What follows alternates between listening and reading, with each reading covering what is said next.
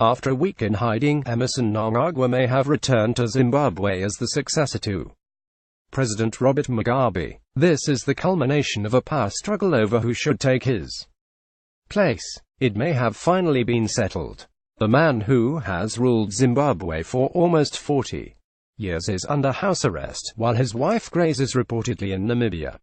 Ironically, Namibia is another country where the National Liberation Movement has ruled since independence. The difference is SWAPO has, so far, been able to transition smoothly between different leaders. This is evidently not the case in Zimbabwe. Nicknamed the crocodile, Mnangagwa embodies the link between the party, the army and the parastate. He has all the credentials of a strongman as a participant in the armed struggle. He was sentenced to 10 years in prison for bombing a train in the early 1960s. This is why the army wants Mnangagwa and not Grace Mugabe. The armed struggle provides legitimacy for the ruling order in Zimbabwe. General Constantino Chiwenga made this explicit in his press conference.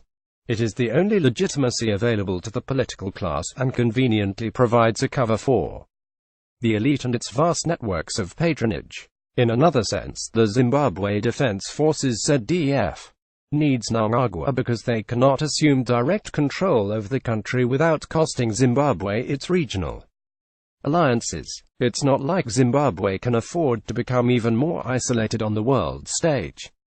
So the best answer for the ZDF is to put together a civilian government. What this means in the short term is finding a way to legitimate the transition. One possibility is to restore Mnangagwa as vice president until the party congress in December, where the ruling party will decide to appoint the crocodile as acting president. Next year, the interim government will face an election while the opposition is far from united. It's fair to say that the ruling party structure is here to stay. This coup was really about the future of ZANU-PF and who will hold the strings. The conflict between the patronage networks around Grace Mugabe and Generation 40 on the one hand, and Mnangagwa and the so-called Lacoste faction on the other. But in the end, only one side was likely to come out on top.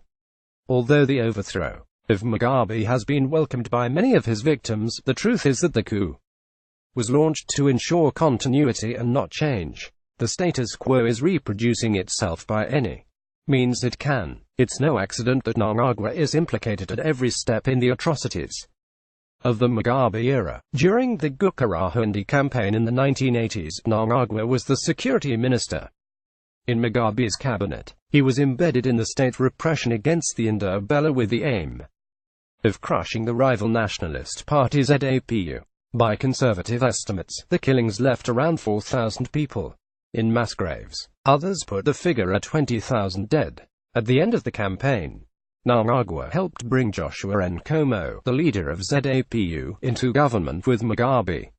Once the social base was terrorized, the party was absorbed and its brave leader turned into a mascot. The same fate would meet Morgan Tsvangirai, who was brought into a coalition government, but only after the brutal violence of the 2008 election. It's possible that this method will be repeated. Mnangagwa might be brought into the fold along with Joyce Mujuru, a former ZANU-PF stalwart turned dissenter, and other figures, perhaps even opposition politicians. Whatever the next government looks like, there will be continuity for as long as the Lacoste faction calls the shots. When it came to the need for land reform, Mnangagwa was heavily involved in the farm invasions and the indigenization program to seize assets. The spoils were redistributed along party lines, but this cost the government its international allies. Yet this section of the ruling class has been eager to shift gears for precisely this reason. In recent years, Mnangagwa has been close to the efforts of Finance Minister Patrick Chinamasa to win over international creditors and secure desperately needed aid and loans. Chinamasa has been instrumental in signing the country up to secure a new round of loans from the International Monetary Fund, but these funds could only be gained through reform.